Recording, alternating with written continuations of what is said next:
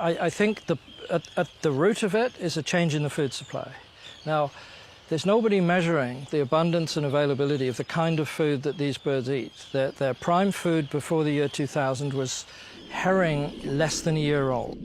And after the year 2000, that declined. And we measure it by watching what the birds bring back in their beak to feed the chick. And the proportion of herring in their diet has declined since 1995 by about 5% a year in all the species. Razorbills always had a higher proportion of herring in their diet than the other species, but even with them it's gone down. So that's a strong indication that the availability of small herring, sardines if you like, has declined significantly. Why it's declined, I have no idea. So the herring was replaced in the diet by things like krill and larval fish, little strips of jelly that you can see through, which have no nutritional value. And for several years before they abandoned, the terns were doing badly. The clutch size was smaller, so they laid fewer eggs. The growth of the chicks was slower. The breeding success was down. So although they abandoned in 2006, they had zero breeding success in 04 and 05. And the puffin growth was not good either, and the razorbill growth was sort of up and down. But so at the bottom of it is food. Now, if there's less food available for these birds, there's also less food available for the gulls. So the gulls are hungrier. So the gulls are more likely to take eggs and chicks that are lying around on the ground just sitting there than they would have been. But also around the year 2000, the gull control stopped. And so I think the terns were hit by a double whammy. They were squeezed between gull predation and the food. And the other thing I've noticed about the terns is they have a very strong defense against predators. They will attack predators. They'll dive bomb you, they'll poop on you, and they're very good shots, and they'll hit you with the beak, so you've got to wear a hat. Some people wear hard hats in the colony and at the height of the tern season. But if they are food stressed, they don't do that. So when they're food stressed, they don't drive the gulls off. So the food has multiple effects on various parts of the bird's behavior and of the system. So I think they all combined in a perfect storm, if you like, in 2006, and they said, the heck with this. We're not going to make it here.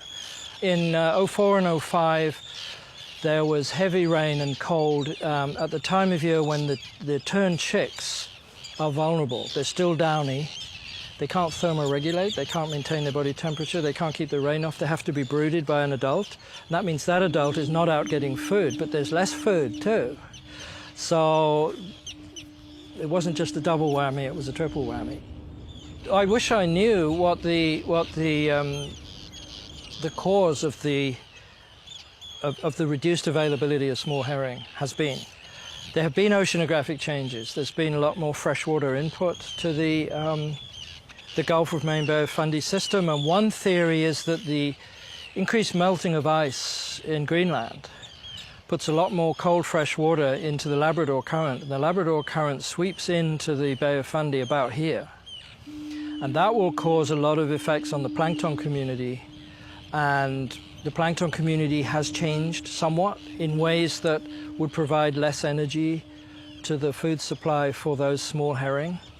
So that's one theory, maybe partly true. Another is that the herring were still there, but they went deeper in the water column. And one indication of that is that the razorbills always got more herring than the puffins and the terns, and the razorbills are the deepest divers. So why would the herring move down? There's a theory that the predation from cod had kept them high in the water column, because cod are on the bottom. They're pushing the herring up. With reduced cod, the herring go down deeper. That's a theory that some people have supported in the Gulf of Newfoundland, for example.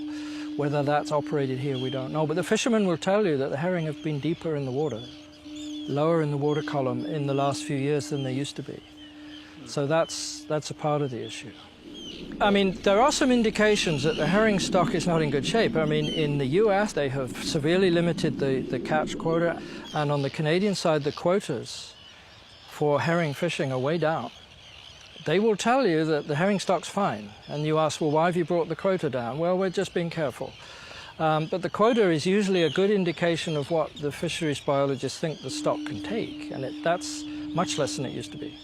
So I think there has been something going on with the herring population that isn't properly understood yet. And maybe the birds are telling us something about that, but we're not quite sure what it is they're telling us.